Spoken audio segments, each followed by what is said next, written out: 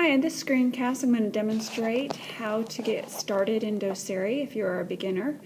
And I'm assuming that you already have the download for your computer and your free app on your iPad.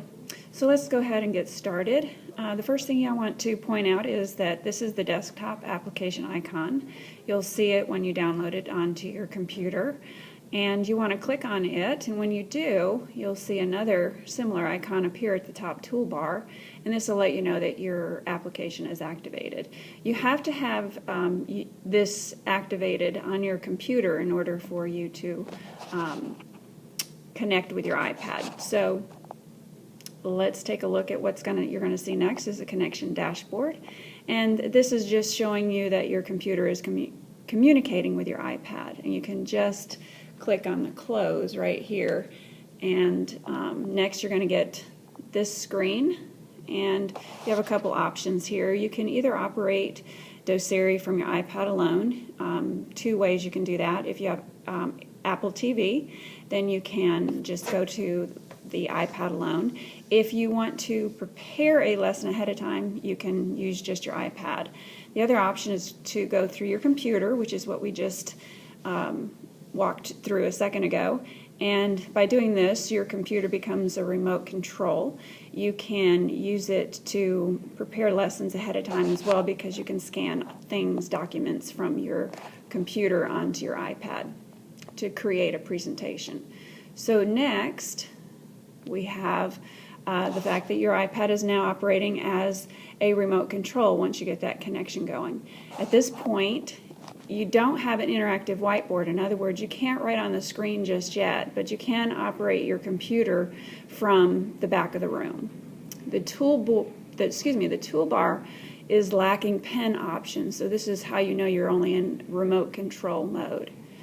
You can zoom in and out by moving the screen by pinching the screen with two fingers. You can also move the screen around, and this allows you to write on the iPad a little bit better once you do have it in the interactive whiteboard mode, and this allows you to have better control of your handwriting.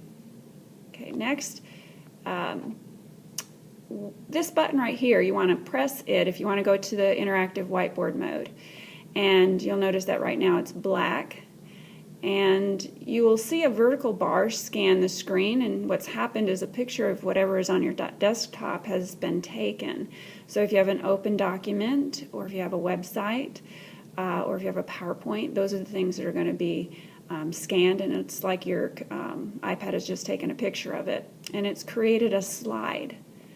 You'll notice that when you do press it, that same button turns blue, and you do get your toolbar options, and you can now use your stylus or your finger to start writing on your iPad screen. Press the same button to go back to remote control mode, so you can go back and forth if you choose. Next, once you do hit that button to go back to remote control mode, you notice that that button again turned black, and you do have a new option here. This new feature appears on the toolbar, and it has two functions. If you would like to go back to your previous slide, then just hit the resume button. If you'd like to add a new slide to your presentation from your desktop, then you're going to hold the resume button down for a few seconds. Let's just say that you have page 2 of a document that you want to scan, and once again you're going to see that vertical bar take a picture of your screen.